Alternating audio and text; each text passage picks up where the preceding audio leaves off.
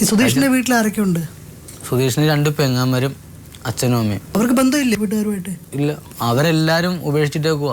കാര്യം ആദ്യം പോയപ്പോഴേ അവർ എൻ്റെ വിളിച്ച് പറഞ്ഞു, ഇവനെ ഞങ്ങൾക്ക് കൊന്നു തന്നേച്ചാൽ മതി എന്ന് പറഞ്ഞു, ഞങ്ങൾക്ക് ജീവനോടെ വേണ്ടെന്ന് പറഞ്ഞു. കാര്യം എന്നെ ആ നാട്ടിൽ എല്ലാവർക്കും അറിയാം, ഞങ്ങൾ ജീവിച്ച ജീവിതം. അതുകൊണ്ട് അവരെല്ലാവരും പറഞ്ഞത്, ഇങ്ങനെ ജീവിച്ചൊരു പയ്യൻ്റെന്ന് എന്ത് തന്നെ ആയാലും 2 കുഞ്ഞുങ്ങളായിട്ടിട്ട് വന്നപ്പോൾ എൻ്റെ മകൻ കാണിച്ച തെറ്റിന് ഇവരുടെ വീട്ടിൽ പോയാണ് ഇപ്പം ഭക്ഷണം കഴിക്കണം. അതായത് അപ്പച്ചനും അമ്മച്ചും ഒറ്റയ്ക്കുള്ള അവിടെ. ദേഷ്യപ്പെട്ട് പെരുമാറുകയോ നീ ചെയ്ത തെറ്റാണെന്ന് പറയുകയോ ചെയ്താലും സംഗതി ഇതൊക്കെ തന്നെ അവർ പ്ലാൻഡാണ്. ഇല്ല, അതൊക്കെ മുമ്പ് വിളിച്ചിട്ടുണ്ടായിരുന്നു. അവർ തൃശ്ശൂർ എത്തുന്നതിന് മുമ്പ് തലേ ദിവസം ഞങ്ങൾ വീട്ടിലോട്ട് വിളിച്ചെന്ന് പറഞ്ഞ സമയത്ത് സുധീഷിനെ വിളിച്ച് പറഞ്ഞിരുന്നു. സുധീഷിൻ്റെ നമ്പറിൻ്റെ ലാസ്റ്റ് 4 നമ്പർ കസ്റ്റമർ കെയർ പറഞ്ഞു തന്നു. അതിലേക്ക് വിളിച്ച് പറഞ്ഞിട്ടുണ്ട്, ഞാൻ തൃശ്ശൂരെത്തും എന്ന് മാത്രം പറഞ്ഞു. വീണ്ടും തൃശ്ശൂർ എത്തിക്കഴിഞ്ഞപ്പോൾ വീണ്ടും വിളിച്ചിട്ടുണ്ട്. അത് ഞാൻ ഭക്ഷണം മേടിക്കാൻ പോയ സമയത്ത് ആ ഹോട്ടലിൽ താഴെ തന്നെ ഭക്ഷണം. നമ്മുടെ നാട്ടിലൊക്കെ നെയ്ത്തായിരുന്നു, തടുക്കിൻ്റെ മാറ്റിൻ്റെ പരിപാടിയായിരുന്നു. അതും ഈ വർക്കും ഈ കലാപരിപാടിയായിട്ടൊക്കെ പോയി കിട്ടുന്ന പൈസ വേറൊന്നുമല്ല. ഒരു തല്ലുണ്ടാക്കിയിട്ട് വഴക്കുണ്ടാക്കിയിട്ട് കള്ള് കുടിച്ച് നടന്നിട്ട് എൻ്റെക്കൊന്ന് പോയാൽ ഞാൻ പറഞ്ഞേനെ അത് എൻ്റെ ഭാഗത്തൊരു തെറ്റുണ്ടായിട്ട് പോയി.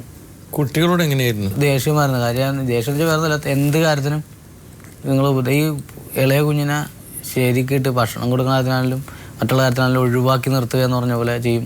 അല്ലെങ്കിൽ മൂത്ത മോൻ സ്കൂളിൽ നിന്ന് കഴിഞ്ഞാൽ മേലെ എഴുതാൻ കാര്യത്തിന് പോകുമ്പോഴത്തേക്കും അമ്മച്ചി വാന്ന് പറഞ്ഞു കഴിഞ്ഞാൽ തന്നെത്താൻ ചെയ്യാൻ മേലെ ഇത്രയും വലുതായില്ലെന്ന് പറഞ്ഞ് ഒഴിവാക്കും.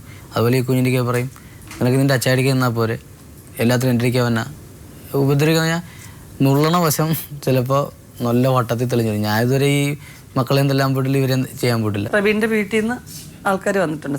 എന്താ നിങ്ങളുടെ അഭിപ്രായം ഇതിനെക്കുറിച്ച്? 2 ചെറിയ കുഞ്ഞുങ്ങളല്ലേ, അപ്പം നമുക്ക് അയാളെ കൊണ്ട് അയാളുടെ സ്വന്തം മനസ്സോടുകൂടെ ഇനി വരുമെങ്കിൽ ഒക്കെ കൊണ്ടുവന്ന് താമസിപ്പിക്കാം എന്ന് പറഞ്ഞു. എനിക്കപ്പോഴും അതിനോട് യോജിപ്പില്ലായിരുന്നു. എങ്കിൽ തന്നെ എല്ലാവരുടെയും അഭിപ്രായം മാനിക്കുന്നതിന് വേണ്ടിയിട്ട് ആ കുഞ്ഞുങ്ങളുടെ കാര്യം ഓർത്തിട്ട് കൊണ്ടുവരാൻ പറഞ്ഞ് തീരുമാനിച്ചു. അപ്പോൾ ഞാൻ പറഞ്ഞു, നിങ്ങളൊരു കാര്യം ചെയ്യും, അതിനേക്കാൾ നല്ലത് അവിടെ പോയി വാടക കൊടുത്ത് താമസിക്കുന്നതിനേക്കാൾ ഞങ്ങൾ എൻ്റെ കൂട്ടത്തിൽ പോകുന്ന കുറച്ച് ദിവസം താമസിച്ചിട്ട്, അപ്പോൾ ഇവർ ഞങ്ങൾ ഏതാണ്ട് ഒരു കിലോമീറ്റർ അകലമുണ്ട്. ഞാൻ പറഞ്ഞു, എൻ്റെ വീട്ടിൽ നിന്നിട്ട് അതൊക്കെ കഴിയുമ്പോഴേക്ക് അങ്ങോട്ട് പോവാം, അപ്പം ഞങ്ങൾക്ക് ഒരു സന്തോഷവും ഇതുമൊക്കെ ആകുമല്ലോ എന്ന് പറഞ്ഞ് അങ്ങനെ പിറ്റേ ദിവസം രാവിലെ ഇവിടെ എത്തുമെന്ന് പറഞ്ഞു, വരാൻ തയ്യാറായിക്കൊണ്ടിരിക്കുകയാണെന്ന് പറഞ്ഞു. അത് കഴിഞ്ഞിട്ട് പിന്നെ ഇവരുടെ വാർത്ത പിറ്റേ ദിവസം ഞാൻ അറിയുന്നത് വേറെ രീതിയാണ്. ഇതിന് കൂടുതലും മെയിനായിട്ട് അയാളുടെ തള്ളയാണ് മുൻകൈ എടുക്കുന്നത്. ഇവർ 4 പേര് മാത്രമേ അവിടെ ഉണ്ടായിരുന്നുള്ളൂ.